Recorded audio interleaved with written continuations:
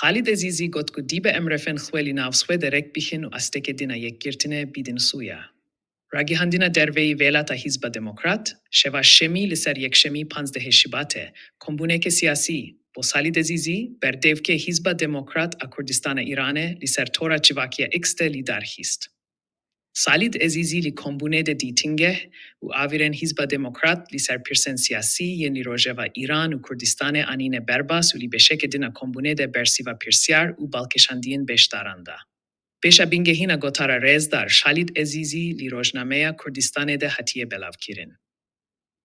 Khalid Azizi li destpeka akhaftinen swede ishare bi 4 faktoran kir.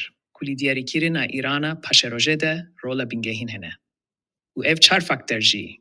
Shiana rejima Islami urjima tepeserkirin, selk u tevgeren nerizayeti li navswe Irane, pirskireken hevparen jivaka jihani u rola Amerika u Israel u faktera dawiji opozisiona rejima Islami u mijara alternativ bove rejimeye.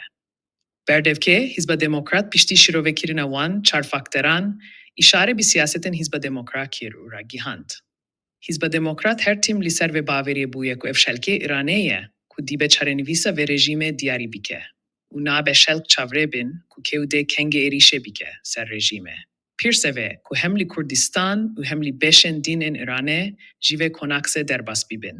U serkeftina yekchari bi ser rejima Irane de demeke bigevime ku alternativa rejima Islami li meydana khabate de amade be. Khalid Azizi li derhek alternativa rejima Islami pedegiri li ser vekir ku em vek hizba demokrat bi peka siyaset aswe dujmininati digelti aliyek siyasi ya opozisyone u dijbere rejime nakin.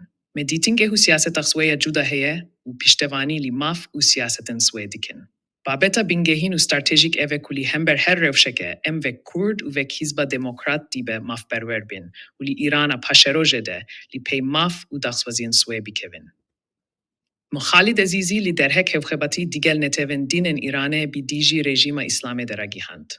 Madem strategia me federalizme, federalizm li Irane de çihkir nabe heki du neteven Türk u Faris digel nebin. Lewma me hevcehi bi teamol digel civaka Türk u Farsanji heye. U diberek hirav u çalakvanen medeni li navswe Irane bi Kurd u Türk handere vebin u ev tegiştina jihev u armanjen hevpar berhemtine.